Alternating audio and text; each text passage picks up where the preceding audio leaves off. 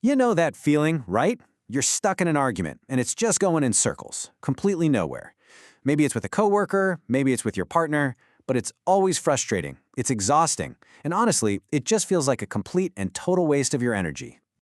And you're left there thinking, why? Why does this feel so impossible? Why do so many arguments just feel unwinnable? No matter what you say, you're just hitting a brick wall. Well, here's the thing. The answer is actually way simpler and frankly more powerful than you might think. It's because in almost every single one of those fights, we are fighting the wrong opponent. So, to figure out how to win, we first have to understand the trap we all fall into. It's what keeps us spinning our wheels. Let's call it the conflict trap.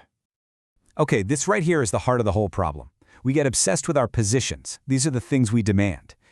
I need you to do the report this way, or we have to go to the beach for vacation. But buried underneath those demands are our interests, what we actually truly need. Maybe that need is for feeling secure, or for respect, or just for a real break. The trap is that we go to war over the positions and we completely ignore the interests, which, ironically, is where all the real solutions are hiding. And you know what pours gasoline on that fire? Ego. John C. Maxwell just nails it here. The second a disagreement gets personal, it's not about the problem anymore, is it? It's a battle of who's right. Admitting you might be wrong or that there's another path starts to feel like losing. So we dig our heels in, we defend our position like our life depends on it, and the actual problem just vanishes in the smoke. But what if you could just sidestep that whole trap? What if there was a way to completely change the game? Well, there is. It's a fundamental mental shift, a really powerful idea we'll call the master's reframe. This is it. This is the whole key.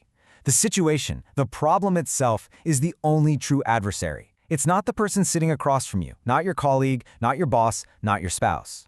The problem is the opponent. When you really let that sink in, really embrace it, everything changes. The person who was your enemy 1 second ago is now your partner. You're not on opposite sides of the table trying to win anymore. You're on the same side looking at a shared challenge. And believe me, that isn't just a nice little saying. It completely rewires the entire dynamic.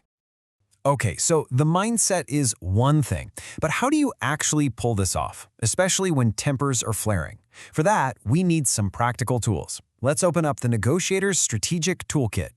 Look, elite negotiators, the best in the world, they use a surprisingly simple 3-step framework.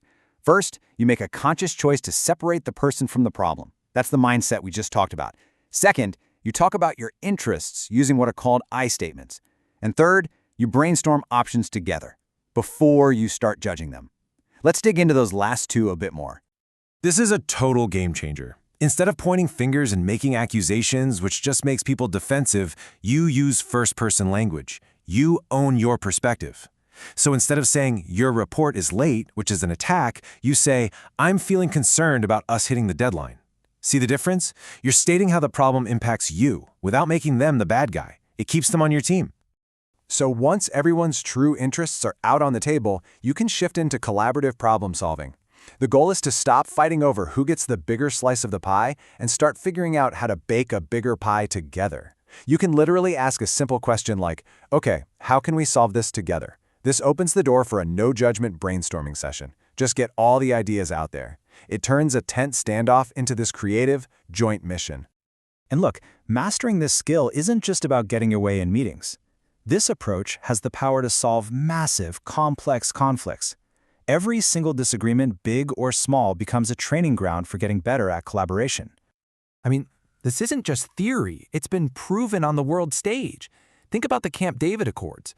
You had decades of seemingly impossible conflict between Israel and Egypt, totally locked into their historical positions.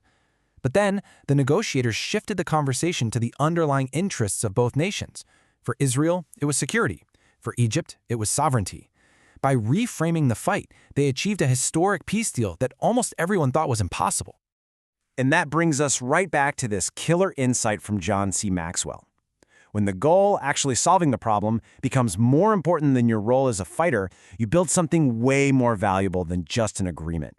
You build a real team. You turn a fight into a masterclass in collaboration. So I'll leave you with this question to chew on. What if you looked at your next conflict, the next time you feel that frustration building, and you decided it wasn't going to be a fight? What if instead you saw it for what it really could be? A collaboration just waiting to happen. A chance to build something better, together. That right there is how you win, by not fighting at all.